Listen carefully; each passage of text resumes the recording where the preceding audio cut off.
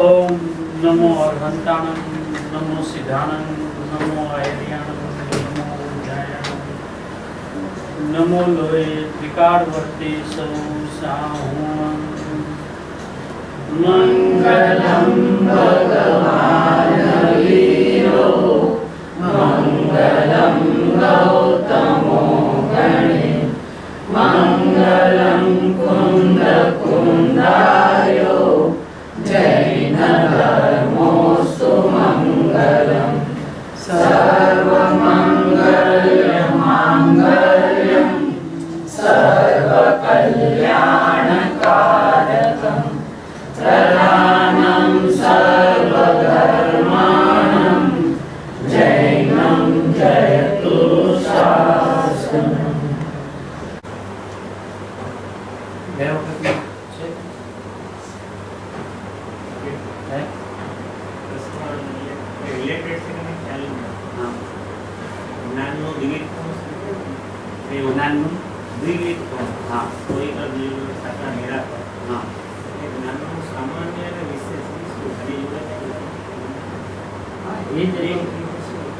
જેવું જ્ઞાનનું હોવાપણું છે એવું જ જ્ઞાનનું થવાપણું. એટલે હોવાપણું છે એને સામાન્ય કહ્યું તો થવાપણ અને વિશેષ. હા, એટલે એ જ્ઞાન અપેક્ષાથી જ્ઞાનનો સ્વભાવ સ્વવિકલ્પ ને નિર્વિકલ્પ છે એમ જ્યારે કહ્યો તો કે જ્ઞાનમાં જાણન ક્રિયા જે છે જે સ્વભાવભૂત છે, સ્વભાવભૂત ક્રિયા છે ને, તો હવે સ્વભાવભૂત ક્રિયા કેવી છે જ્ઞાનની કે જેમાં જ્ઞાનને કરવું પડતું નથી અને છતાં જાણન સ્વભાવ 24 કલાક ધારાવાહી ચાલુ છે. તો એ જે ધારાવાહી જે ચાલુ છે એને જ્ઞાનની નિર્વિકલ્પ દશા કહેવાય. અને એમાં જે જાણવું જે થયા કરે છે એમ ભેદથી પાડો તો જેમાં સ્વ પર બધાને જાણવાની શક્તિ છે એમ કહો તો એ જ્ઞાનનું સવિકલ્પનું છે. એટલે અંદરમાં પોતે અને પોતાના અનંતા ગુણો એ સ્વ પર પ્રકાશ, અને અંદર અને બહારથી વાત કરો તો પોતે આખો એ સ્વ અને વિશ્વ જે છે એ પર, અને એવું સ્વ પર પ્રકાશક જે જ્ઞાનની સ્વાભાવિક વ્યવસ્થા છે. તો એ સ્વ પર પ્રકાશક માટે જ્ઞાનને બોજો નથી કે કોઈ સમયે પરને જાણે અને કોઈ સમયે સ્વને જાણે, એવું સ્વ પર પ્રકાશક સ્વભાવ નથી. એ સ્વ પર પ્રકાશક જ્ઞાનનો યુગપદ ધર્મ છે, એક સાથે. હવે એમાંથી એક સમય એક લક્ષમાં આવે છે, એક લક્ષમાં આવતો નથી. તો એકને તિરોભૂત થઈ ગયો એમ કહેવાય, તો બીજાને આવિર્ભૂત કર્યો એમ કહેવાય. એટલે જ્ઞાનની સ્વાભાવિક વ્યવસ્થા એટલી બધી જબરદસ્ત છે. એ અહીંયા હવે આ જે સર્વ ભાવાંતર છિદે જે છે એની અંદરમાં જે સર્વજ્ઞપણું જે છે એ કેવી રીતનું છે એ ગુરુદેવ અહીંયા સ્પષ્ટીકરણ કરશે.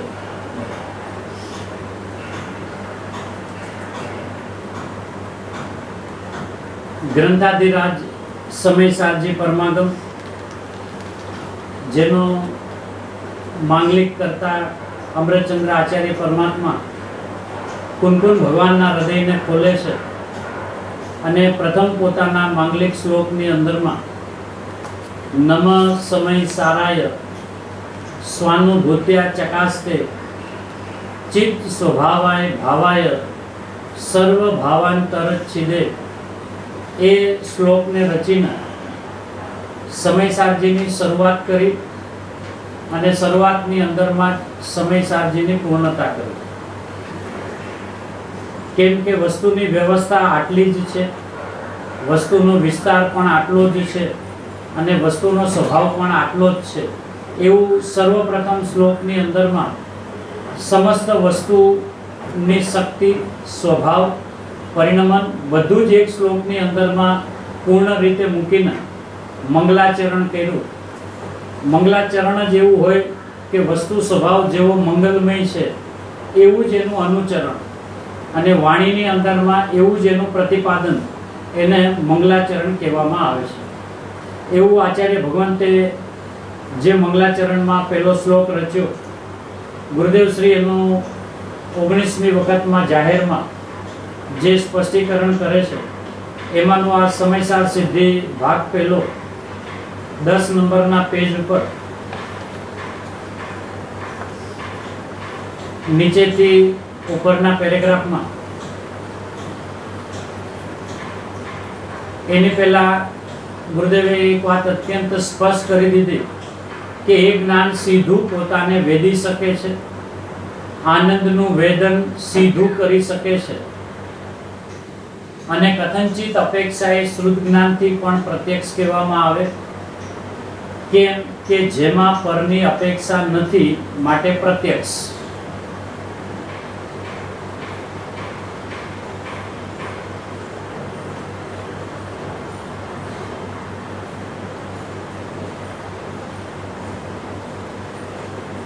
કેમ કે જે જ્ઞાન બીજાની અપેક્ષા રાખતું નથી. પ્રત્યક્ષ એટલે શું? કે જેમાં પરની અપેક્ષા નથી, પહેલી વાત. અને જે જ્ઞાન બીજાની અપેક્ષા રાખતું નથી, એથી એ પ્રત્યક્ષ છે.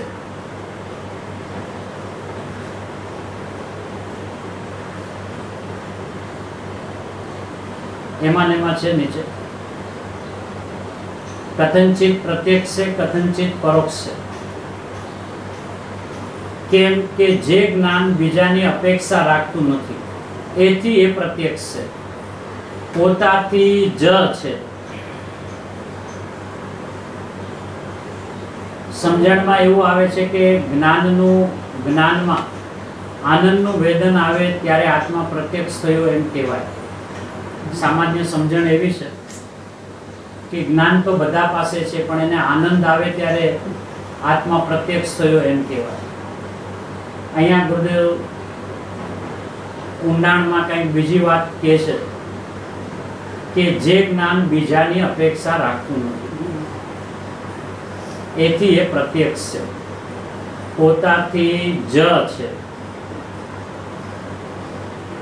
એટલે જ્ઞાનનો આનંદ પોતાનો છે કે જે જ્ઞાન આનંદ ગુણની અપેક્ષા રાખતું નથી. એ જ્ઞાન પોતાને સીધું વેદી શકે છે અને પોતાને સીધું વેદતા એ જ સમયે પોતાના જ્ઞાનનો જે આનંદ આવ્યો છે એવા આનંદને સીધું વેદે છે. એ આનંદને માટે એને આનંદ ગુણની અપેક્ષા નથી. જે જ્ઞાન બીજાની અપેક્ષા રાખતું નથી, એથી એ પ્રત્યક્ષ છે. પોતાથી જ છે. પણ અસંખ્ય પ્રદેશ આમ પૂરણ પોતે જાણી શકતા નથી, એ અપેક્ષાએ કેવળ જ્ઞાનને પ્રત્યક્ષ કહ્યું અને શ્રુત જ્ઞાનને પરોક્ષ કહ્યું. પરોક્ષે કહ્યું અને પ્રત્યક્ષે કહ્યું. પોતે પોતાથી જાણી શકે માટે પ્રત્યક્ષ, જેને રાગ ને નિમિત્તની અપેક્ષા નથી માટે પ્રત્યક્ષ, અને પૂરણ અસંખ્ય પ્રદેશને આમ સીધું જાણી શકતું નથી માટે પરોક્ષ. આવી રીતે જ્ઞાનમાં પ્રત્યક્ષ અને પરોક્ષના ભેદ છે. એ જ્ઞાન પોતાને સીધું જાણે છે માટે પ્રત્યક્ષ, પણ સીધા જાણવાના કાળે અસંખ્ય પ્રદેશ આમ પૂરણ પોતાને જાણી શકતા નથી એટલે પરોક્ષ.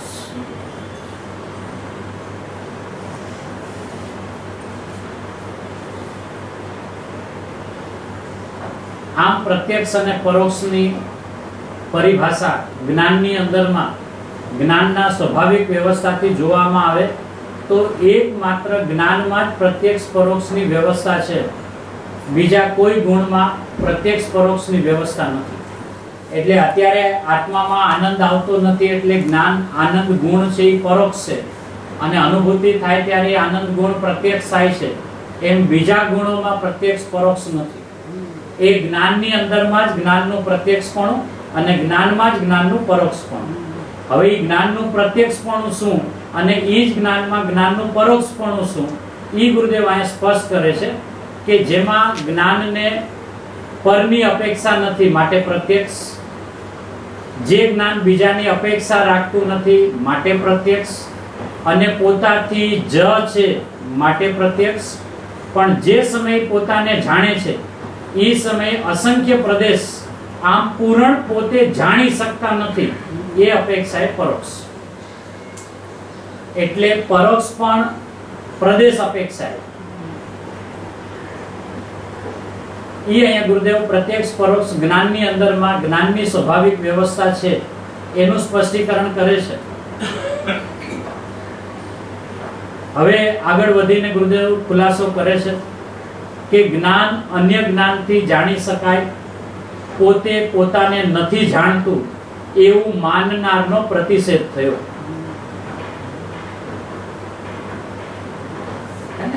ઉપરમાં પણ અન્ય મતોની હારે હારે ખંડન કરે છે કે જ્ઞાન જ્ઞાનને ન જાણી શકે, પોતે પોતાને જાણતું નથી, બીજા દ્વારા પોતે જણાય એવું જે માનનારનો પ્રતિષેધ થયો. અસ્થિથી વાત કરીએ તો દ્રવ્યની, ગુણની અને પર્યાયની, સાધકની, સંવર નિર્જરાની શુદ્ધથી પ્રગટ સમજાય એટલી. શું કહે છે અસ્થિથી? અસ્થિરથી વાત કરીએ તો દ્રવ્યની, ગુણની અને પર્યાયની, સાધકની, સંવર નિર્જરાની શુદ્ધથી પ્રગટ સમજાય છે એટલી. હવે પહેલા જે આ સાધક લીધો, કેમ કે જેણે આત્માને સાધ્યો છે, કે જેના પરિણામની અંદરમાં સંવર અને નિર્જરા પ્રગટ થયા છે, એવા જીવને શુદ્ધથી પ્રગટ સમજાય છે. હવે એ જીવની પૂર્ણતાની વ્યાખ્યા કરે છે, એ પણ અસ્થિથી કરે છે. સર્વ ભાવાંતરચ્છિદે, સર્વ ભાવ અંતર પોતાથી અન્ય, અંતર છે ને, સર્વ ભાવ અંતર પોતાના ભાવથી અનેરા, પોતે ભાવાય છે, વસ્તુ છે એનાથી અનેરા. સર્વ ભાવમાં પોતે આવ્યો, અંતર છિદે એનાથી અનેરા ભાવ, એનો છિદે એનો જાણનાર છે. એટલે સર્વ ભાવોનો જાણનારો એમ નહીં, સર્વ ભાવ એટલે પોતે, અને પોતાથી અનેરા ભાવો. સર્વ ભાવાંતર છે ને, એટલે સર્વ ભાવ જે છે એમાં પોતે, પોતે એટલે વસ્તુ, પોતે એટલે ભાવાય, એનાથી અનેરા. એટલે અહીંયા ગુરુદેવે ખુલાસો શું કર્યો? સર્વ ભાવમાં પોતે આવ્યો, પોતાના સર્વ ભાવો નહીં. આ થોડું સમજવા જેવું છે. હા, ગુરુદેવ આમાં ઘણું સરસ સ્પષ્ટીકરણ કર્યું છે. પહેલા અહીંયાથી સમજે, સર્વ ભાવમાં પોતે આવ્યો, ભાવાય આવ્યું ને. હવે ઈ અહીંયા એમ કે વાંચે ત્યારે સર્વ ભાવ, હવે એમાં સર્વ ભાવમાં કોઈ પુણ્ય પાપનો ભાવ પણ આરે લઈ લે ઈ નહીં. એમ અહીંયા ગુરુદેવને કહ્યું કે સર્વ ભાવમાં પોતે આવ્યો અને અંતર છિદે એનાથી અનેરા ભાવ, એનો છિદે એનો જાણનાર છે. સર્વ ભાવાંતર, પછી ગુરુદેવ કે સર્વ ભાવને જાણનાર એમ નહીં. એ જ હમણાં ગુરુદેવ ખુલાસો સરસ કરે છે કે જ્યારે આપણે વાંચતા હોય ને તો આપણે આમ વાંચીએ સર્વ ભાવાંતર, એટલે સર્વ ભાવ, સર્વ ભાવો લે છે, ભાવ નહીં, સર્વ ભાવ, સર્વ ભાવો નહીં, સર્વ ભાવ એટલે હું, ભાવો નહીં. હા, એ સર્વ ભાવ છે ને એ આખો એક શબ્દ છે. એ એક શબ્દ છે, એ પોતાની હયાતી, પોતે વસ્તુ. અહીંયા લીધું ને દ્રવ્ય, પોતે ભાવાય છે, વસ્તુ છે, એનાથી અનેરા. એટલે સર્વ ભાવ એમ બે શબ્દ નહીં, સર્વ ભાવ એમ નહીં, સર્વ ભાવ. હા, એટલે પોતે જે હયાત રૂપે છે, વસ્તુ રૂપે છે, એવો સર્વ ભાવ. પછી કે છે સર્વ ભાવમાં પોતે આવ્યો, પછી અંતર છિદે એનાથી અનેરા ભાવ, એનો છિદે એનો જાણનાર છે. સર્વ ભાવાંતર સર્વ ભાવને જાણનાર એમ નહીં, સર્વ ભાવ જે પોતાના એનાથી અનેરા ભાવ તેને જાણનારો છે.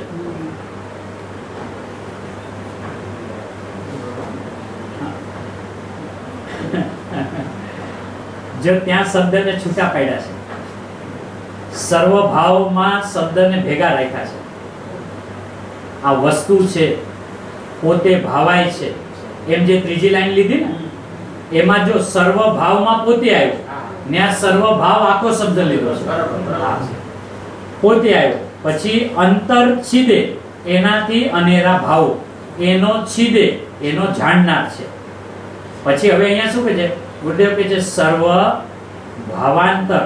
એમ જો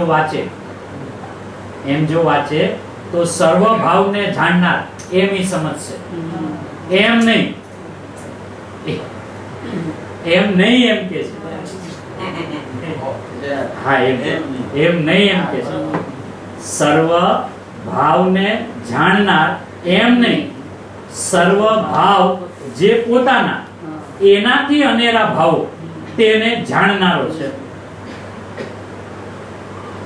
જો બધું પેલા આપણે આખું પેરેગ્રાફ વાંચીએ ને એટલે શું કહેવા માંગે છે? કેમ કે પૂર્ણતાની વ્યાખ્યા કરે છે. સર્વ ભાવાંતર છિદેમાં પૂર્ણતાની વ્યાખ્યા કરે છે. સર્વ ભાવાંતર છિદે નો અર્થ એવો નથી કે સર્વ ભાવને કોઈ રીતે જાણી શકે છે, એવો અહીંયા અર્થ નથી. અહીં તો સર્વ ભાવ જે પોતાના છે એનાથી સર્વ જે અનેરા ભાવ છે તેને પૂર્ણ રીતે જાણી શકે છે. સર્વ ભાવાંતર એટલે સર્વ ભાવથી અનેરા ભાવ. પોતાનો જે ભાવ, સત્તા ને ગુણ ગુણીની વાત કરી એવો જે ભાવ અને ભાવવાન, સ્વભાવવાન અને સ્વભાવ એનાથી અનેરા ભાવ જેટલા અનંતા દ્રવ્ય ગુણ ને પર્યાયો આ પોતાથી છે ને અન્ય સર્વ જીવ અજીવ અંતર છે ને પોતાથીમાં સર્વ ભાવ નામ પોતાથી લીધું, એનાથી અંતર નામ અન્ય સર્વ જીવાજીવ. ઈ અનેરા ભાવ. પોતામાં પોતાના અનેરા ભાવો નહીં, પોતાના સર્વ ભાવો નહીં.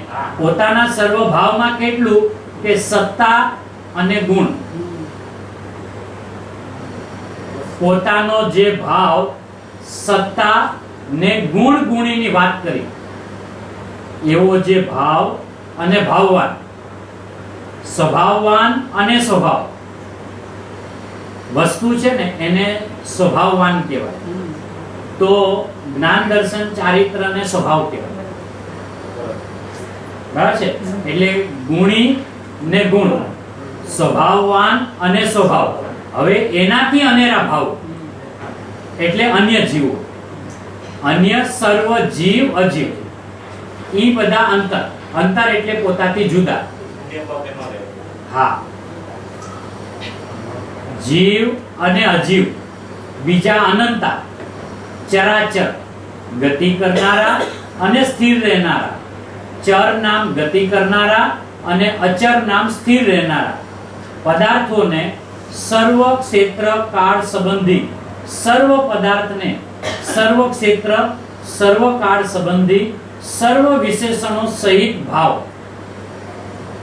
આહા, સર્વ ભાવાંતર, સર્વ ભાવ પોતે અને અંતર એટલે એ સિવાયના અનેરા સર્વ ભાવો એને પોતાથી અન્ય સર્વ જીવાજીવ ચાલતા અને સ્થિર પદાર્થોને સર્વ ક્ષેત્ર કાળ સંબંધી, ત્રણ કાળ ને ત્રણ લોક ક્ષેત્રો અને સર્વ વિશેષણો સહિત એના સર્વ ભાવો સહિત પર્યાય સહિત એક જ સમયે જાણનારો છે. સર્વ ભાવાંતર છિદેમાં સર્વજ્ઞને સિદ્ધ કરવા છે પૂર્ણ દશા. તો એની પહેલાની જે દશા લીધી સાધકની લીધી સવર નિર્જરા, બરાબર છે? તો સવર નિર્જરાના પરિણામને જીવના પરિણામ કીધા. અહીંયા આગળ પહેલા લીધેલું ફક્ત ભાવાયમાં દ્રવ્ય લીધું 9મા પેજ ઉપર 3જા પેરેગ્રાફમાં. ફક્ત ભાવાય દ્રવ્ય લીધું, ચિત્ત સ્વભાવ ગુણ લીધો ને અનુભૂતિમાં સંવર નિર્જરા લીધા. દ્રવ્ય લીધું, ગુણ લીધું અને સ્વાનુભૂતિમાં સંવર નિર્જરા શુદ્ધ પર્યાય લીધી. બરાબર છે? હવે આ શુદ્ધ પર્યાય લીધી, ઈ શુદ્ધ પર્યાય પણ અપૂર્ણ શુદ્ધ પર્યાય. શુદ્ધ ખરી પણ અપૂર્ણ. હા, હવે એની પૂર્ણતા, હવે એની પૂર્ણતાની વ્યાખ્યા કરે છે. એમ અહીંયાથી વાત ઉપાડી કેની કે જેની શુદ્ધની દશા પ્રગટ થઈ, એટલે સવર અને નિર્જરા તો જેને પ્રગટ થયા, શુદ્ધ દશા તો જેને પ્રગટ થઈ, પણ એની શુદ્ધ દશા પણ અપૂર્ણ છે. શુદ્ધ છે પણ સવર નિર્જરા રૂપ છે એટલે અપૂર્ણ છે. મોક્ષ પ્રગટ નથી થયો, કેવળ જ્ઞાન પ્રગટ નથી થયો એટલે પૂર્ણ નથી થઈ. અશુદ્ધ નથી પણ પૂર્ણ નથી. ઈ એટલે જો ગુરુદેવે એનો સુમેળ કેવી રીતે કર્યો કે નિર્જરા સવર સાધકની સવર નિર્જરાની શુદ્ધથી પ્રગટ સમજાય છે એટલી. હવે એની પૂર્ણતાની વ્યાખ્યા કરે છે. હવે કેવળ જ્ઞાનની વાત કરે છે કે સર્વ ભાવાંતર છિદેમાં શું કે સ્વાનુભૂત્યા ચકાસ્તેમાં તો સવર નિર્જરાની પરિણામ લઈ લીધા. બરાબર છે? તો એ સવર નિર્જરાના પરિણામ પૂર્ણવાળા નથી. શુદ્ધ તો છે પણ પૂર્ણ નથી. એટલે સવર નિર્જરામાં શુદ્ધતાની શરૂઆત થઈ. હવે એની પૂર્ણતાની વ્યાખ્યા કરે છે. તો પૂર્ણતામાં શું છે કે સર્વ ભાવમાં પોતે, અને હવે પોતાથી અંતર એટલે અનેરા બીજાના ભાવો, બીજા અન્ય જીવના ભાવ, બીજા અજીવના ભાવો અને એના દ્રવ્ય ક્ષેત્ર કાળ ભાવ, એમાં ચર અચર બધાય એના છિદે એનો જાણનારો. કેટલા સમયમાં? એક સમય. એમાં અહીંયા લીધું સર્વ વિશેષણો સહિત, એના સર્વ ભાવો સહિત, પર્યાય સહિત એક જ સમયે જાણનારો છે. પ્રભુ પર્યાયમાં પૂરણ સર્વજ્ઞની પર્યાય, એક જ સમયમાં પોતાથી અનેરા અનંત પદાર્થોના દ્રવ્યના, ક્ષેત્રના, કાળના અને એના ભાવના ગુણ અને પર્યાય બધાને એક સમયમાં જાણનારો છે. એક જ સમયે જાણનારો છે. એટલે અહીંયા પોતાના પર્યાયની પૂર્ણ દશા અને પોતાના સ્વભાવની પૂર્ણ દશા, એટલે કે સર્વજ્ઞ પર્યાય જે વર્તમાનમાં પ્રગટ થઈ, એ પ્રગટ થતી સર્વજ્ઞની પર્યાયમાં પર્યાયની પૂર્ણતા કેવી હોય કે સર્વ ભાવમાં પોતે અને અનેરા ભાવોમાં પોતાથી જે અન્ય છે એવા જગતના અન્ય જીવ, અજીવ, એમાં ગતિ કરનારા, સ્થિર રહેનારા, એના પાછા દ્રવ્ય, એના ક્ષેત્ર, એના કાળ, ઈ સંબંધી એના વિશેષણો સહિત, એના પર્યાયો સહિત એક જ સમયમાં જાણનારા છે. ઈચ્છિત એટલે ગુરુદેવ ખુલાસો શું કર્યો? સર્વ ભાવમાં પોતાના સર્વ ભાવ નહીં,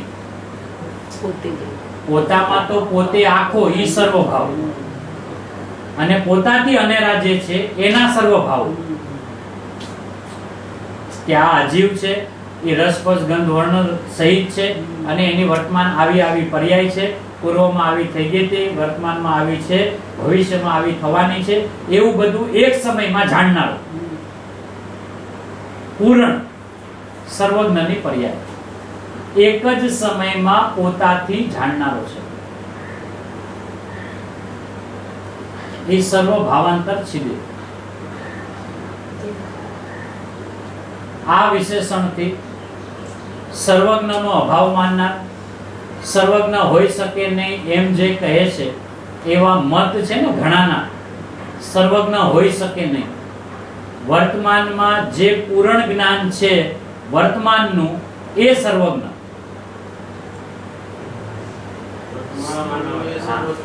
એમ આવો એક મત છે કે જગતમાં ત્રણ કાળને જાણનારા કોઈ સર્વજ્ઞ નથી એમ. હા, વર્તમાનમાં જે પૂરણ જ્ઞાન છે વર્તમાનનું ઈ જ સર્વજ્ઞ એમ. ત્રણ કાળ અને ત્રણ લોકનું જ્ઞાન હોઈ શકે નહીં એનો નિષેધ કર્યો.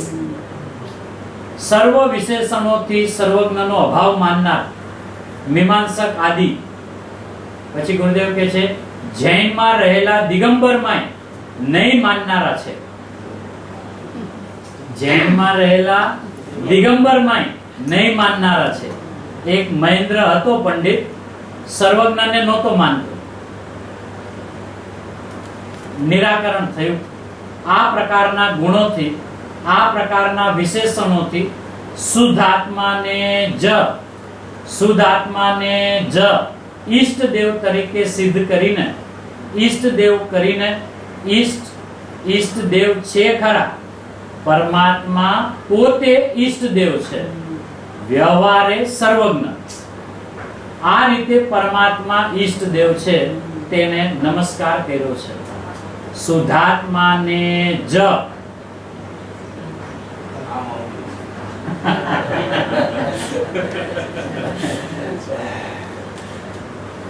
આ વિશેષણથી શુદ્ધાત્માને જ ઈષ્ટ દેવ સિદ્ધ કરીને તેને નમસ્કાર કર્યો છે. જ્યાં પોતાના શુદ્ધ સ્વભાવને નમસ્કાર કરે છે એમાં વ્યવહારે બહારમાં રહેલા સર્વજ્ઞનો નમસ્કાર ગર્ભિત છે. પણ પહેલા બહારમાં સર્વજ્ઞનો નમસ્કાર કરે અને પછી પોતાના શુદ્ધાત્માનો નમસ્કાર કરવાનો વ્યવહાર કરે એને એ પ્રસંગ આવતો નથી. હા, એટલે અહીંયા શું કીધું? વ્યવહારે. પેલા શું? શુદ્ધાત્માને જ ઈષ્ટ દેવ તરીકે સિદ્ધ કરી. ઈષ્ટ દેવ કરીને કે જગતમાં જો કોઈ દેવ હોય, જગતમાં જો કોઈ ઈષ્ટ હોય તો એ હું છું એમ પહેલા પોતાની સ્થાપના કરી. પરમાત્મા પોતે ઈષ્ટ દેવ છે અને વ્યવહારે સર્વજ્ઞ. આ રીતે પરમાત્મા ઈષ્ટ દેવ છે. હવે તેને નમસ્કાર કર્યો છે. કોને? પોતાના પરમાત્માને કે જે ઈષ્ટ છે, જે દેવ છે, જે પરમાત્મા છે, જે પરિપૂર્ણ છે, જે શુદ્ધાત્મા છે, એને સર્વપ્રથમ નમસ્કાર કર્યા છે. અને એને નમસ્કાર કરતા શું સ્થિતિ સર્જાણી કે પોતાને જ્યારે શુદ્ધાત્મા જાણ્યા, પોતાને જ્યારે ઈષ્ટ દેવ તરીકે જાણ્યા, પોતાના સર્વજ્ઞ સ્વભાવને જ્યારે જાણ્યો, ત્યારે એને જાણતા જગતમાં બીજા પણ સર્વજ્ઞો છે એવું એને જે જ્ઞાન થયું. અહીંયા લીધું ને પૂર્ણ જ્ઞાન. હવે આ તો કેવળ જ્ઞાન જેને પ્રગટ થયું છે એને સર્વ ભાવાંતર છિદે. હવે અહીંયા જે આચાર્ય ભગવાન ઈષ્ટ દેવને જે નમસ્કાર કર્યા છે કે જેને સંવર અને નિર્જરાની પર્યાય પ્રગટ થઈ છે, બરાબર છે? તો એ સંવર નિર્જરાની પર્યાયમાં પણ આ તાકાત છે કે પોતાને પૂર્ણ શુદ્ધ જાણે, પોતાને સર્વજ્ઞ જાણે, અને એ પોતાને સર્વજ્ઞ જાણતા પોતાની પર્યાયમાં પોતે સર્વ ભાવ તરીકે અને પોતાથી અનેરા એવા અન્ય ભાવોને પણ એના તરફ લક્ષ કર્યા વગર પોતાના અંદરમાં ખોડાઈ રહેતા એનું પણ જ્ઞાન થયું. તો નમસ્કાર તો પોતાના શુદ્ધાત્માને કર્યા અને વ્યવહારે ઓલાને નમસ્કાર પહોંચી ગયા. એટલે નિશ્ચય વ્યવહાર બંને સાથ રહેલ. એકાંતે નિશ્ચય નહીં, આમાં કહેલ એકાંતે વ્યવહાર નહીં, બંને સાથ રહે. તો એ બંને સાથ ક્યારે રહે છે કે સવર નિર્જરાના પરિણામમાં પણ અને પૂર્ણ દશામાં પણ. પણ પૂર્ણમાં હવે જેમ કહેવામાં આવ્યું કે નિશ્ચય અને વ્યવહાર એવું એને કાંઈ નથી, નયાતીત થઈ ગયા છે, અને નીચેની ભૂમિકા વાળાને આ પ્રકારના જે વિકલ્પોમાં આવવાનું થાય છે, તો એને વ્યવહારે ઈષ્ટ દેવને એટલે જગતના સર્વજ્ઞને નમસ્કાર કર્યા. કે કેવી રીતે કર્યા?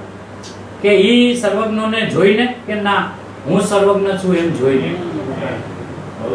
જ્યાં મેં મને નમસ્કાર કર્યો એમાં જગતમાં, કારણ કે મારા જ્ઞાનમાં જગતના અનેરા જીવો જે મારાથી અનેરા અન્ય છે એનું પણ અહીંયા જ્ઞાન થયું કે જેમ મારી પાસે મારો પૂર્ણ સ્વભાવ છે પણ મને પૂર્ણ સ્વભાવ અત્યારે લક્ષમાં તો આવ્યો છે પણ પૂર્ણ પ્રગટતો નથી. પણ એવાય જગતના જીવો મારા લક્ષમાં આવ્યા છે કે જે પૂર્ણ રૂપે પરિણમી રહ્યા છે, પરિણમી ગયા છે, પરિણમી રહ્યા છે અને પરિણમવાના છે, એવા જ્ઞાનમાં આવ્યા છે. તો એના પણ નમસ્કાર થઈ ગયા, એના તરફ લક્ષ વગર.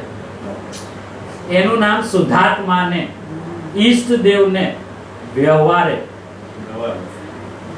પોતાને જે નમસ્કાર કર્યા એ નિશ્ચય, પોતાના સ્વભાવને નમસ્કાર કર્યો એ વાસ્તવિક, અને પોતાને નમસ્કાર કરતા પોતાના જ્ઞાનની પર્યાયમાં પોતાને જાણતા જગત જે જણાઈ જાય છે, તો જગતની અંદરમાં અન્ય સર્વજ્ઞો પણ છે એવું જે જ્ઞાન થઈ જાય છે, તો એને પણ નમસ્કાર થઈ ગયા એમ વ્યવહારે કહેવાય છે.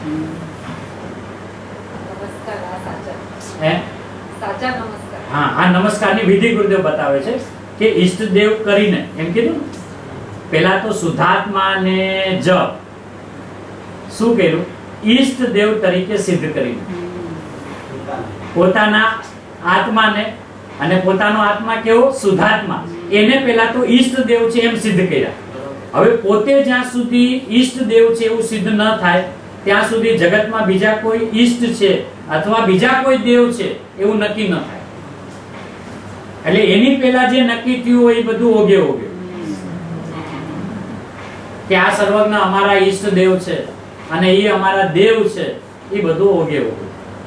એટલે અહીંયા આચાર્ય ભગવંતની નમસ્કારની વિધિ પણ કોઈક અલૌકિક છે કે ભાઈ 12મા સર્વજ્ઞને જો નમસ્કાર કરવા હોય તો પેલા પોતાના શુદ્ધાત્માને નમસ્કાર કરો, ઓલાને કરવા નહીં પડે અને એના નમસ્કાર થઈ જશે. ઓલામાં કરીને અહીંયા કરવા પડે છે. હા, પેલા ઓલાને કરીએ તો અહીંયા થાય, એવી પરાધીનતા રહે છે. અને આ એવી સ્વાધીનતા છે કે જેમાં પોતાને ઈષ્ટદેવ સમજતા, જાણતા, માનતા, અનુભવતા જગતમાં આવા પૂર્ણ જીવો પણ છે એવું જે વિવેક થઈ જાય છે, એમાં એના નમસ્કાર એને આવી જાય છે. એના નમસ્કાર કર્યા એમ કેવું એ વ્યવહાર, અને એ જ સમય પોતાના શુદ્ધાત્માને નમસ્કાર જે ચાલે છે એ નિશ્ચય. ભાવ નમસ્કાર એટલે પોતામાં નમસ્કાર. અને એ નમસ્કારમાં શુદ્ધાત્માને જેને અનુભવ્યો છે એવા જીવો જગતમાં દેવ ગુરુ કોને કહેવાય એનો વિવેક એને જ હોય. જગતમાં જેને દેવ ગુરુનો વિનય છે એના સ્વરૂપનો, ઈ એવા જીવોને જ હોય કે જેને પોતાનો સ્વરૂપ અનુભવ્યો છે. ઈ વગર એને જગતમાં આ સર્વજ્ઞ દેવ છે એવો વિવેક એને ન હોય. એ સર્વજ્ઞ દેવ વિકલ્પમાં ભલે માને પણ એના સ્વરૂપથી અંજાન. તો દેવનો વિવેક કેવી રીતે થાય છે એનો આધાર પંચાધ્યાયમાં આપ્યો હતો કે જ્ઞાનીના જે નમસ્કાર જે છે સર્વજ્ઞ દેવના અને ગુરુના, ઈ એને સ્વલક્ષી નમસ્કાર છે. અને જેને સ્વભાવનું ભાન નથી અને ઈ દેવ અને ગુરુને જે નમસ્કાર કરે છે એ પરલક્ષી ભાવ છે. બરાબર છે? તો કે હા સાહેબ, હવે એ તો પરલક્ષી જ હોય, કેમ કે પરને લક્ષે વંદન કરે છે. કે એમ નહીં, અનુભૂતિ વાળાને સ્વલક્ષે દેવ અને ગુરુનો નિર્ણય હોય છે, અને અનુભૂતિ વગરનાને પરલક્ષે દેવનો અને ગુરુનો વિનય હોય છે. પણ એનો ઈ વિનય એના મિથ્યાત્વનો અભાવ કરતો નથી.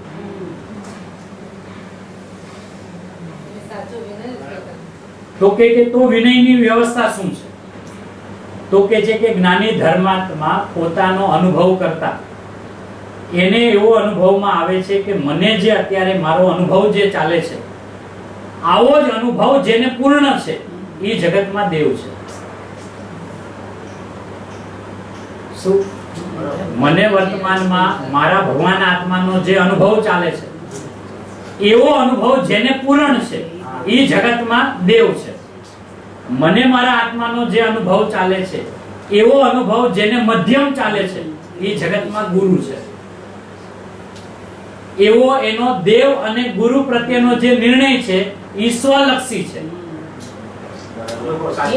એક કેટેગરીના હે, હા, એક કેટેગરીના કે આને જે અંશે પ્રગટ થયો અને અને એ અંશ હા એટલે એ પોતાની જે જગન્ય અનુભવ છે એનાથી પોતાના અનુભવથી મધ્યમ વાળાને ગુરુ અને પૂર્ણ વાળાને દેવ, આવા જગતમાં દેવ અને ગુરુ હોય છે એવો વિવેક એનો જે છે ઈશ્વરલક્ષી છે. ન્યાય એમ લખ્યું કે જ્ઞાનીઓનો દેવ ગુરુનો વિવેક જે છે ઈશ્વરલક્ષી છે અને જેને સ્વરૂપનું જ્ઞાન નથી એનો દેવ અને ગુરુ પ્રત્યેનો જે વિવેક જે છે પરલક્ષી છે. તો ઓલા કે છે સાહેબ બેય પરલક્ષી નથી, બેય પરને જોવે છે ને. જ્ઞાની પણ જ્યારે ઉપયોગમાંથી બહાર આવે અને સર્વજ્ઞ પરમાત્માના દર્શન કરે તો એ પણ પરલક્ષી છે ને. તો કે એ સમયે એને લક્ષમાં સ્વ છે અને સ્વને એને ઓલી અનુભૂતિ જે છે ને એ અનુભૂતિથી કે છે આવી મને જે ચાલે છે ને એવી આને પૂરણ છે, માટે આ દેવ છે. ઓલાને શું છે, દેવ કેવી રીતે માને છે? આઠ કર્મનો અભાવ કર્યો છે, સંસારનો અભાવ કર્યો છે, અશરીરી થયા છે, એવા આપણા વિતરાગી દેવ છે. હા પણ શરૂઆતથી ઉપાડ જ ખોટો થયો. એટલે એમ કે આજે શા માટે જ્યારે સાચા દેવગુરુ શાસ્ત્રનું સાનિધ્ય મળે અને એના સાનિધ્યમાં બેસીને એની ભક્તિ, એનો પૂજા, એનો સ્વાધ્યાય, એનું ચિંતન ચાલે તો શુભ ભાવ શું કામ બંધાય છે?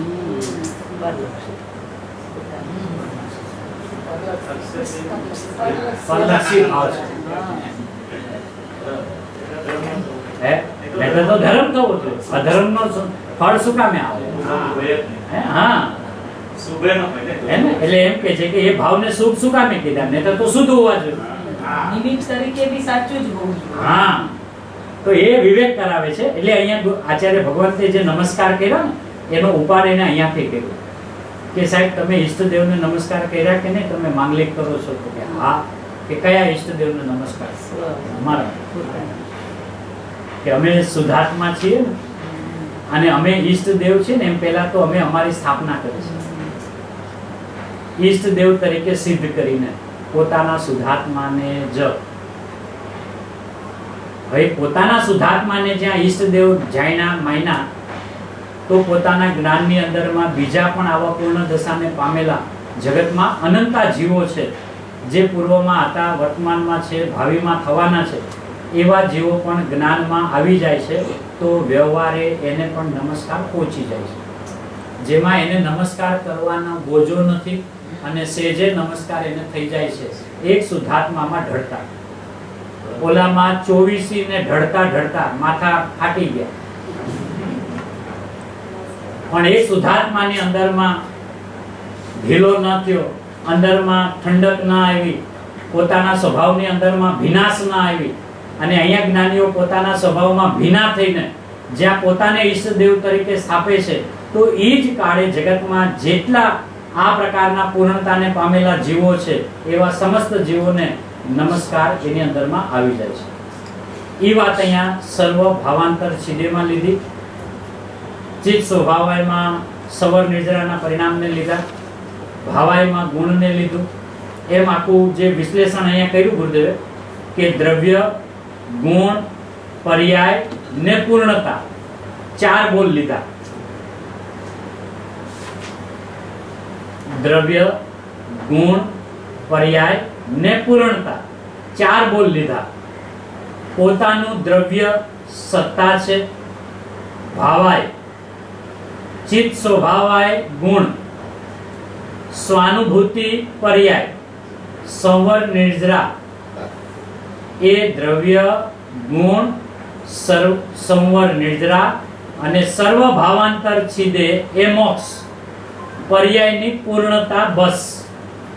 એમ આ 4 બોલમાં અસ્થિપણે સિદ્ધ કર્યું છે. એમાં આ પહેલો શ્લોક મંગળિકનો મહા ઉત્તમ. અસ્થિ જીવ છે, ગુણ ગુણી ભેદ કથનચિત છે, કથનચિત નથી, પોતાના અનુભવથી સિદ્ધ થઈ શકે છે, પરોક્ષ અને પ્રત્યક્ષ બે રીતે પણ છે, કથનચિત પ્રત્યક્ષ અને કથનચિત પરોક્ષ છે. એ રીતે ઈષ્ટદેવને પોતાનો જ આત્મા પરમાત્માનો ઈષ્ટદેવ કહીને એને નમસ્કાર કર્યો છે, એ ગાથાનો અર્થ પૂર્ણ થયો, લ્યો વિશેષ આવશે. ગુરુદેવ શ્રી મંગલાચરણની અંદરમાં આચાર્ય ભગવાનનું હૃદય એટલું ઊંડાણપૂર્વક ખોલ્યું કે વાત દ્રવ્ય ગુણ પર્યાયની લીધી, 3ની ખોયલા 4ને. વાત 3ની છે, ખોયલા 4ને. દ્રવ્ય ગુણ પર્યાય ને પૂર્ણતા, એ 4 બોલ લીધા. એનો અર્થ શું થયો કે દ્રવ્ય ગુણ પરિપૂર્ણ અને પર્યાયમાં અપૂર્ણતા અને પૂર્ણતા, એમ. બરાબર છે? એટલે એમાં અપૂર્ણતામાં શું લીધું? સવર નિદ્રા. અને પૂર્ણતામાં મોક્ષ. એટલે 4 થયા. નહીતર છે દ્રવ્ય ગુણ પર્યાય, પણ પર્યાયના 2 વિભાગ. પર્યાયમાં શુદ્ધ પર્યાયની અપૂર્ણતા અને શુદ્ધ પર્યાયની પૂર્ણતા. અપૂર્ણતા છે એ સવર નિદ્રાના પરિણામ છે, પૂર્ણતા છે એ મોક્ષના પરિણામ છે.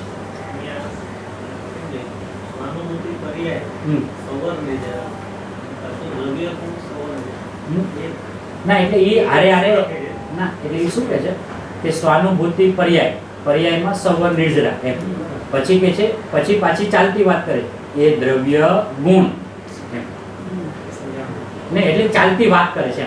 ઉપરનું જે વાત ચાલે છે ને, અહીંયા આ વાત પૂરી થઈ, અહીંયા કોમા છે. આ સ્વાનુભૂતિ પર્યાય સંવર નિર્જરા એમ, ત્યાં કોમા. બરાબર છે? પછી અહીંયા આગળ વાત ફરીને ચાલતી વાત દ્રવ્ય ગુણ અને ઓલામાં સવર નિર્જર અને સર્વ ભાવાંતર છિદે એ મોક્ષ, પર્યાયની પૂર્ણતા, બસ. એમ આ 4 બોલ એ અસ્થિપણે સિદ્ધ કર્યા.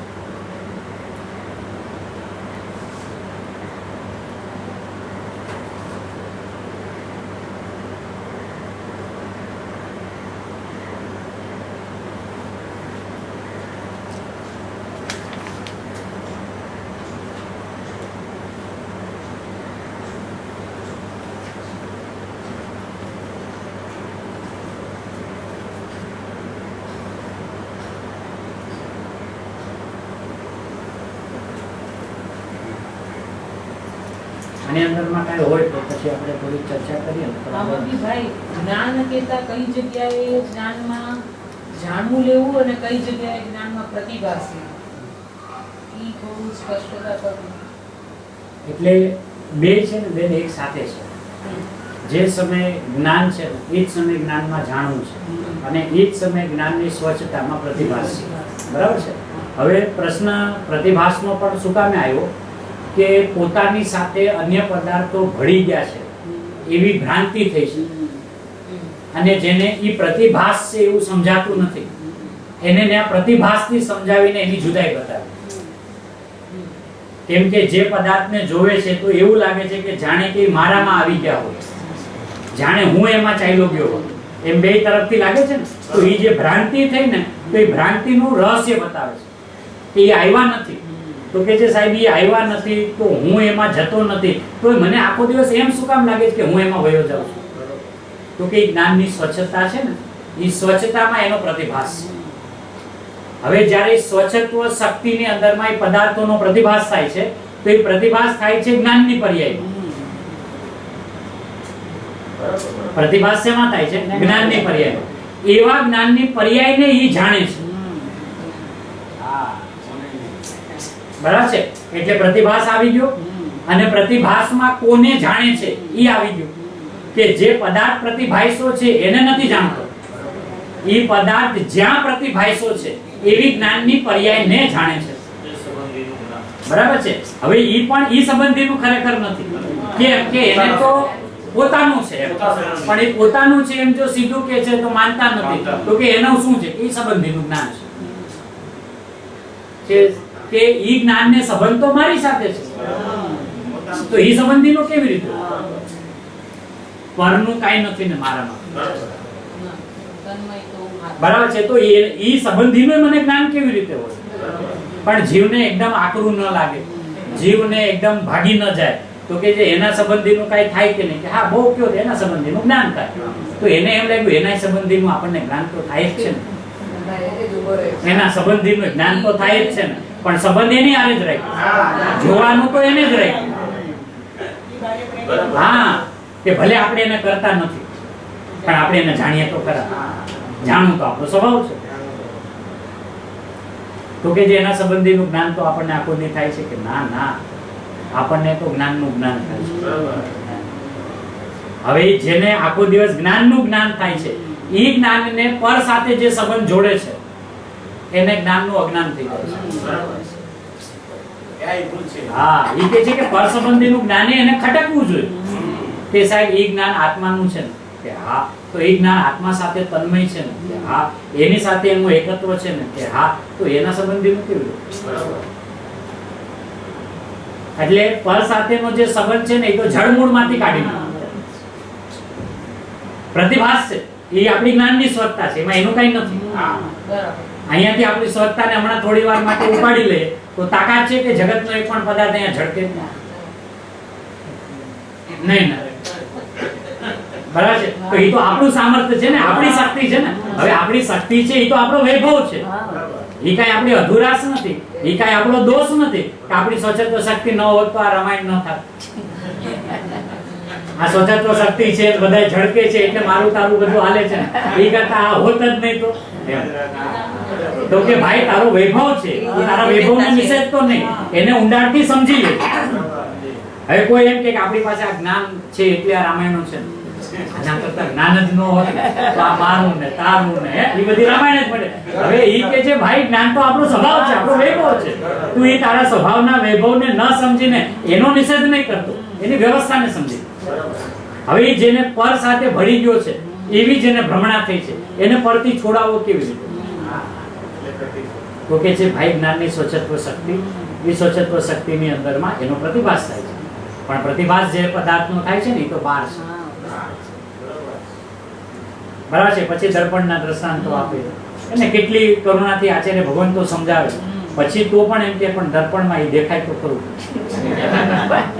ભલે આવે નહીં તો કાંઈ પણ દેખાય કે હા, કે દેખાય દેખાય દેખાય પણ કેવી રીતે દેખાય? સીધો ઈ દેખાય કે પેલા દર્પણ દેખાય? દર્પણમાં જે પદાર્થને જોવે છે એમાં એને પેલો દર્પણ દેખાય છે કે ઓલો પદાર્થ દેખાય?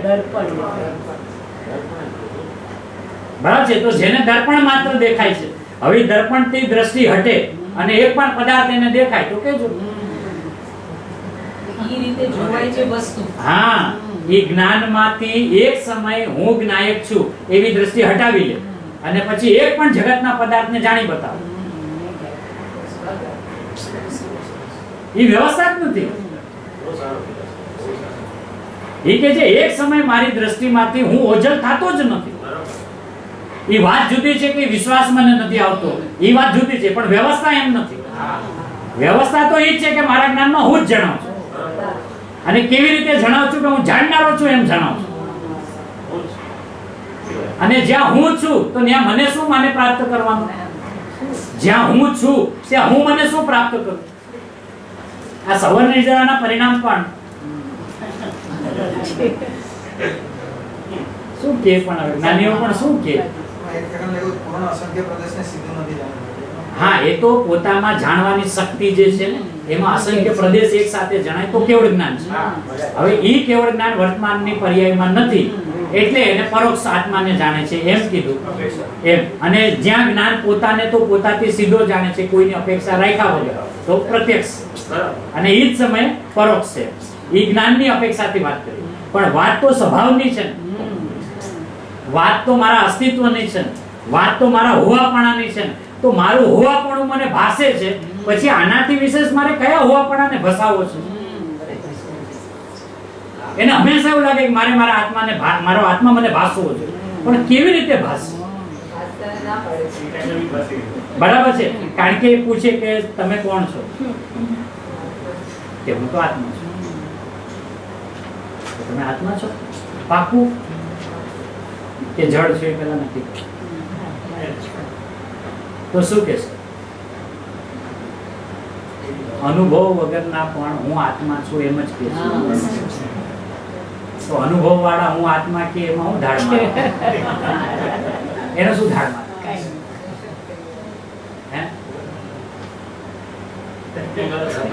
જેને અનુભવમાં નથી ઈ નિસંગતાથી કે છે કે જડ નથી હું, આત્મા છું, હું ચેતન છું એમ કે છે ને, જીવ છું. બરાબર છે. તો અનુભવ વગરના જીવને જો જીવ તરીકે સ્વીકારતા હોય અને કોઈ પોતાને જીવ તરીકે સ્વીકાર્યો હોય તેને શું નવીન કાઈ નહીં. એમ તો કે છે ભાઈ તમે અનુભવીને ના પાડો છો. અનુભવમાં નથી આવતો ના પાડો ને તો દોષ સમ્ય પણ છે કે ભાઈ અનુભવમાં જ નથી આવતો ને ના પાડીએ છીએ તો ઈ ગુનો માફ પણ છે. પણ આ તો 24 કલાક વેદીને અનુભવીને અસ્તિત્વનો સ્વીકાર કરીને ના પાડે છે કે હમણાં હું નહીં. તો તમે છો કે નહીં? હા હું તો છું પણ હું હમણાં નહીં. હું તો છું હું હમણાં નહીં.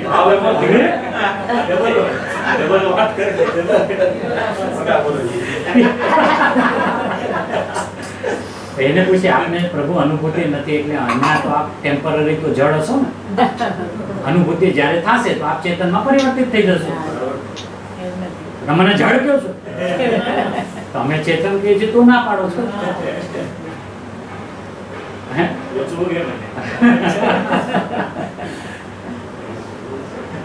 આપણી જવાબદારી કે દ્રવ્ય ગુણ પર્યાય અને આ પહેલો શ્લોક એમાં આપણા પૂર્ણ સ્વભાવની પૂર્ણ વાત આવી છે. બરાબર છે. ચિત્ત સ્વભાવમાં બધું લઈ લીધું, સ્વાનુભૂતિમાં બધું લઈ લીધું, ભાવાયમાં બધું લઈ લીધું, સર્વ ભાવાંતરમાં બધું લઈ. આમાં રહ્યું શું બાકી કે હવે આપણે આગળમાં જાય. મંગલાચરણ કર્યું ને હું માંગલિક છું, હું પરિપૂર્ણ છું એવી ઘોષણા કરી દીધી કે જોઈ લે ક્યાંથી જોવું છે કે વસ્તુથી જોવું છે, જોઈ લે કે મારે ગુણોથી જોવું છે કે જોઈ લે કે મારે પર્યાયથી જોવું છે કે જોઈ લે. વસ્તુના કોઈ પણ વિભાગથી જોવે ને એટલે એને વસ્તુ જ મળે, એને વિભાગ મળે જ નહીં. આ કુટેવ થઈ ગઈ છે કે આપણે વિભાગોથી સમજીએ છીએ એટલે વસ્તુ ન મળે. આપણે વસ્તુને સમજવાની, પણ વિભાગને સમજનારો વિભાગને સમજતો જ ન હોય એ વસ્તુને જ સમજે. અને વસ્તુનો જે ભાગ છે ને એ વસ્તુથી અભિન્ન છે, ભાગ નથી. એ જે ભેદોથી સમજે છે ભેદો વસ્તુમાં નથી, એ સમય વસ્તુ અભેદ છે. તો આજે અભેદ વસ્તુ જે હોય એમાંથી ભેદમાં જવું કેવી રીતે? એ વિચાર કરે ને કે હું ભેદમાં ઊભો છું એમ જે આખો દી કહે છે ને એને એમ પૂછે પ્રભુ આપ કેવી રીતે ભેદમાં આવ્યા? કૃપા કરીને પ્રકાશો. ભેદમાં આવનારા ભેદમાં કેવી રીતે આવતા હશે? કે વસ્તુ આચાર્ય ભગવાન કોઈ અભેદ બતાવી, એમાં જ્ઞાન દર્શન ચારિત્ર મય આત્મા બતાવી. બરાબર છે. અને એવા આપણા અનંત ગુણ મય આત્મા છે. હવે એમાં એમ નથી કે આ જ્ઞાન ગુણનો કમરો છે, આ બાજુમાં દર્શન ગુણનો છે, ત્રીજામાં આનંદ ગુણ છે, એમ આપણા અનંત ગુણનો મહેલ અને એમાં એક એકના કમરા. તો ઓલો વસ્તુ છે ને એ ત્યાંથી ઊભો થઈ અને અન્યને મળવા પણ જાય તો ભેદમાં આવ્યો એમ પણ કહેવાય.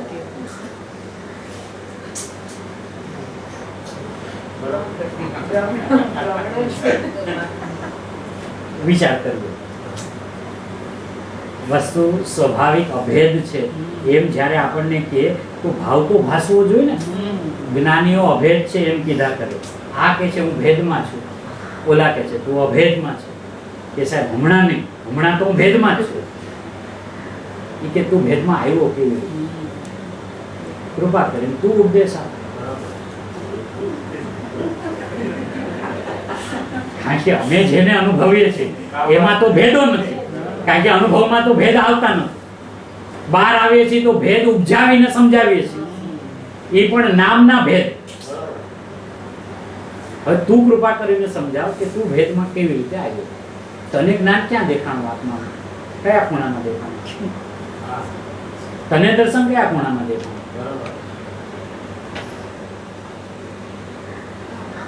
ખંડમાં પાછો ખંડ પાડી દીધો, જ્ઞાન રૂપી ખંડ બી છે ને.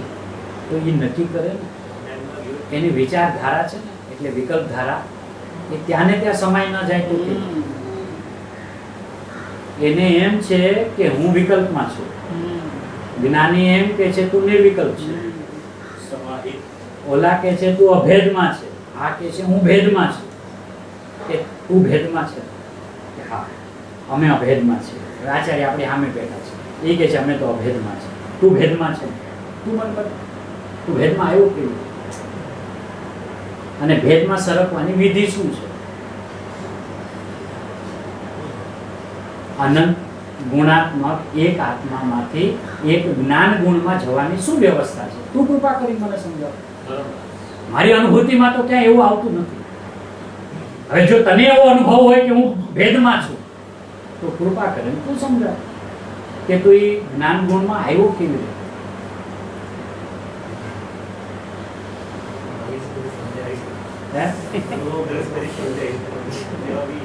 નહીં પણ એ હા ભલે એ જે સ્થિતિમાં ઊભો છે પણ એની જે મક્કમતા છે ને, જે પોકળ છે, બરાબર છે, તો એ વિચાર તો કરશે ને કે હું જે અઠાગ્રહ લઈને બેઠો છું કે અત્યારે તો આપણે ભેદમાં જ છીએ. અનુભવ થાય ત્યારે અભેદ, અનુભવમાંથી બહાર આવે એટલે ભેદ. આપણે તો અનુભવમાં ગયા જ નથી એટલે પહેલેથી ભેદમાં. જે લોકોનો અનુભવ થાય એ સમયે અભેદમાં, એ લોકો પણ અનુભૂતિમાં ન રહી શકે ત્યારે ભેદમાં. અમને બધાની વ્યવસ્થા ખબર છે, બરાબર છે. આવું આખું એની પાસે ચિત્રામણ કન્સેપ્ટ આખો સેટ છે.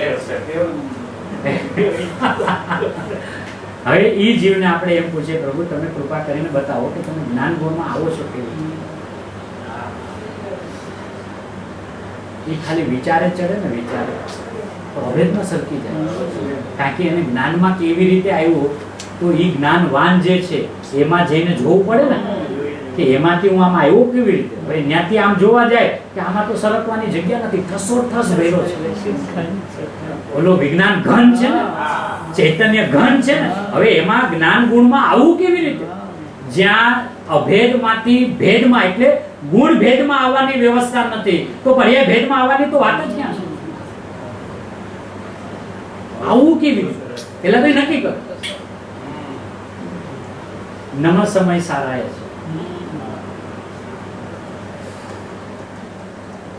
આવું કેવી?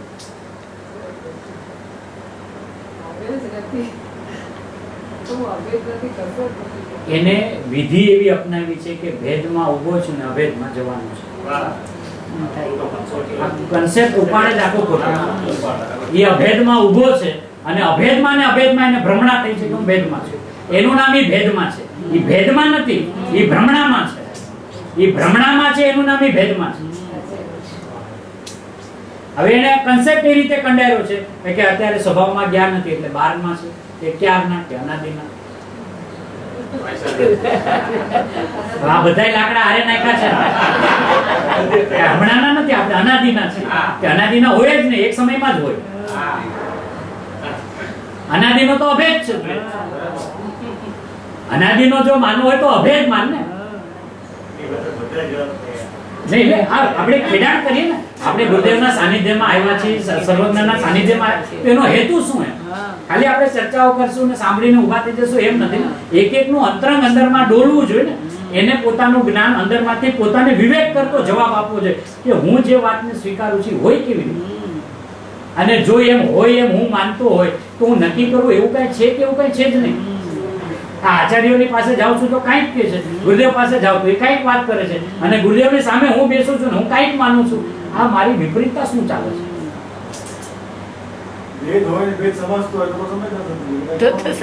બરાબર છે. અને ગુણ ભેદ નથી, ગુણો છે પણ ભેદ નથી. બરાબર. અનંત ગુણાત્મક એક આત્મા છે પણ ગુણ ભેદ વાળો આત્મા નથી. તો હવે એ અનંત ગુણાત્મક એક આત્મા છે, ગુણ ભેદમાં ન જાય. એ ગુણોમાં સરકીને બહાર કેવી રીતે આવે?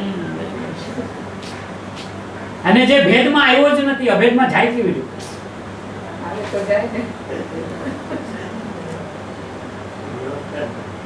તો શું વ્યવસ્થા? એને પોતાના જ્ઞાનમાં નક્કી તો કરે. ઘરે જવાનો ટાઈમ થયો છે તો નક્કી તો કરશું ને. નક્કી કરી લીધું કે ઘરમાં જ છું. હે ને? એટલે એ પોતાના જ્ઞાનમાં પોતાના નિસંગતાથી, એમ શબ્દોથી નહીં, કોઈ કીધું એટલે નહીં, પોતાના ખેડાણથી, પોતાના અંતરના અનુભવથી નક્કી કરે હું બહાર આવું કેવી. તો એને ખબર પડશે કે હું બહાર આવ્યો છું કે બહાર આવ્યો છું અને બહાર આવું તો મારે કઈ વિધિથી બહાર આવવું. શું છે, મોટો મહેલ હોય, રૂમો હોય અને ત્યાંથી એકબીજાને મળવા જતા હોય તેમ કહેવાય કે હમણાં ભાઈ બારમાં છે, બીજા ગુણોને મળવામાં છે, એટલે પોતાના નિજ ઘરમાં નથી એમ. અહીંયા એવું છે આપણે. અચ્છા, એક પ્રદેશમાં અનંત ગુણ, પ્રદેશે અનંત. એમ નથી ને અનંત અસંખ્ય પ્રદેશમાં ગુણો બધા વિખરાયેલા છે. ભાઈ એક પ્રદેશ ને અનંત ગુણ અને જ્ઞાન ને અનંતી પર્યાય. હવે આમાંથી સરખીને જાવું કેવું અને સરકવું એટલે શું?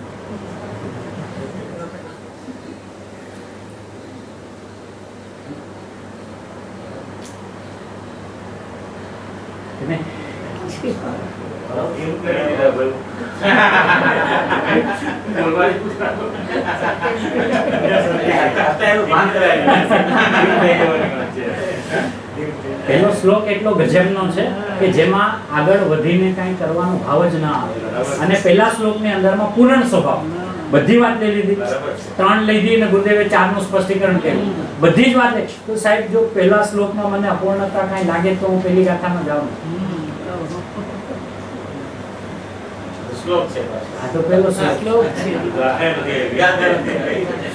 મારું પ્રયોજન તો મારો સ્વભાવ જ્યાં મને સમજાય અને સ્વભાવ જે સમજાયેલો સ્વભાવ છે એમાં દિવસ રાત આરોટ્યા કરું બસ. મારી જવાબદારી નથી કે આપણે ગુરુદેવના બીજા પ્રવચનમાં ક્યારે જાશું, એટલે સાહેબ જવાશે ત્યારે જાશું. તો ગુરુદેવે બતાવેલા સ્વભાવમાં તો પેલા વયા જાય.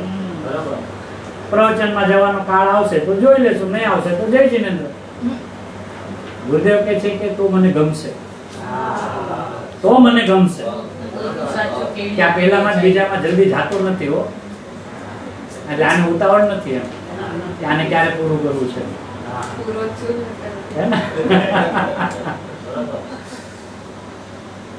મૂળ ગાથાની અંદરમાં મૂળ શ્લોકમાં જેટલી ગજબની વાત લઈ લીધી ને આચાર્ય ભગવાન સમય અર્થાત જીવ નામનો પદાર્થ.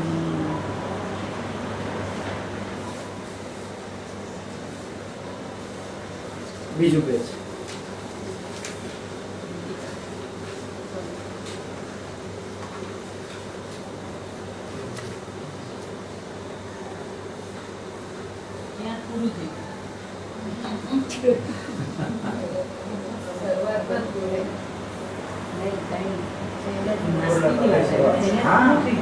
જીવ નામનો પદાર્થ વાત પૂરી થઈ ગઈ.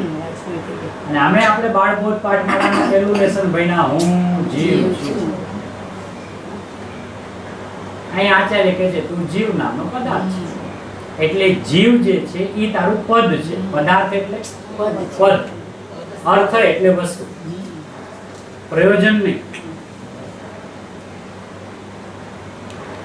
અર્થનો અર્થ પ્રયોજન દરેક વખતે નથી થતો. બરાબર, અહીંયા એમ કે એ જે પદાર્થ છે ને એમાં પદ છે કે મારું પદ કયું છે કે હું જીવ છું. અને અર્થ એટલે વસ્તુ. કેવો હું છું કે શુદ્ધાત્મા છું.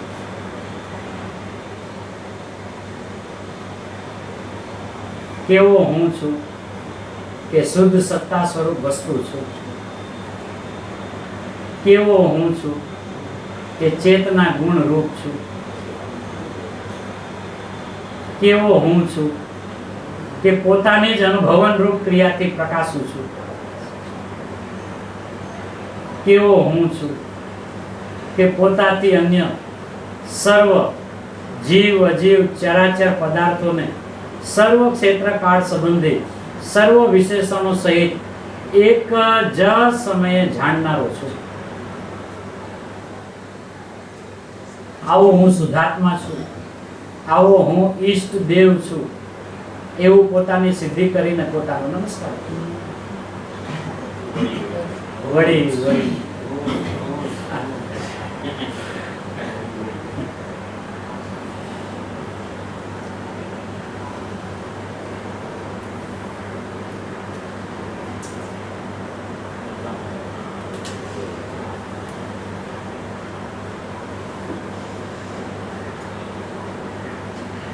હવે આપણા કેટલા નામથી આપણને બોલાવ્યા છે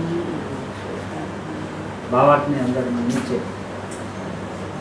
પછી આ ઈષ્ટદેવને પરમાત્મા કહો, પરમ જ્યોતિ કહો, પરમેશ્વર કહો, પરબ્રહ્મ કહો, શિવ કહો, નિરંજન કહો, નિષ્કલંક કહો, અક્ષય કહો, અવ્યય કહો, શુદ્ધ કહો, બુદ્ધ કહો, અવિનાશી કહો, અનુપમ કહો, અછેદ્ય કહો, અભેદ્ય કહો, પરમ પુરુષ કહો, નિરાબાધ કહો, સિદ્ધ કહો, સત્યાત્મા કહો, ચિદાનંદ કહો, સર્વજ્ઞ કહો, વિતરાગ કહો, અરહંત કહો, જીન કહો, આપ્ત કહો, ભગવાન કહો, સમયસાર કહો, જે નામોથી કહો.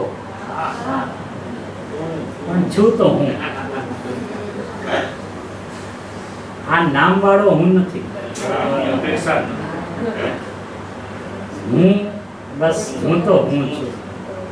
હવે એ હું જે છું એ 1008 નામથી તમને જે નામે ફાવે એ નામે બોલાવો, પણ એ જ્યારે બોલાવો ત્યારે એમાં હું દેખાવું છે. એટલે આપણા બધા વિશેષણો આચાર્ય ભગવંતો એટલા ગજબના સ્વભાવમાં ડૂબીને આપ્યા કે આ બધા નામો કથનચિત સત્યાર્થ છે. એટલે વિશેષણોમાં ન જતા વિશેષણોથી રહિત એવો ભગવાન આત્મા જે છે બસ એ હું છું, એ વાતની અંદરમાં ખોડાય ગઈ. એ વાત અહીંયા ગુરુદેવે પહેલા શ્લોકનું મંગલાચરણ અને મંગલાચરણની અંદરમાં દ્રવ્ય ગુણ પર્યાયની વ્યવસ્થા, પર્યાયની શુદ્ધની બે વ્યવસ્થા, અપૂર્ણ શુદ્ધ અને પૂર્ણ શુદ્ધ, એ વાત ગુરુદેવે જે વિધિએ સમજાવી છે એ વિધિ આપણને દરેકનું જ્ઞાન શ્રદ્ધાનમાં રહે એ મંગલમય થાય. આત્મજ્ઞાન में आत्मा की सिद्धि और प्रसिद्धि है. आत्मज्ञान में ही भिन्न रूप विश्व की भी सिद्धि है. आत्मज्ञान ही बस ज्ञान है. आत्मज्ञान ही बस ज्ञेय है. आत्मज्ञानमय ज्ञाता ही आत्मा ज्ञान ज्ञेय भेद है. दर्शाय सरस्वती देवी ने यह किया परम उपकार है. निज भाव में ही स्थिर रहूं वंदना विकार है. निज भाव में ही स्थिर रहूं वंदना विकार है. મારા સ્વામી આદિ 24 તીર્થંકર ભગવાનનો જય હો. સિમંદરાદિ વિશ્વર્માન જીનેન્દ્ર ભગવાનનો જય હો. ભાવિ તીર્થાદિનાથ શ્રી સૂર્યકીર્તિ ભગવાનનો જય હો. પરમ વિતરાગ જીનવાણી મહાત્મનો જય હો. ભગવાન શ્રી કુંદકુંદાદિ આચાર્ય દેવનો જય હો. પરમ કૃપાળુ પરમ ઉપકારી પૂજ્ય શ્રી સદગુરુ દેવનો જય હો. સનાતન વિતરાગ દિગંબર જૈન ધર્મનો જય હો.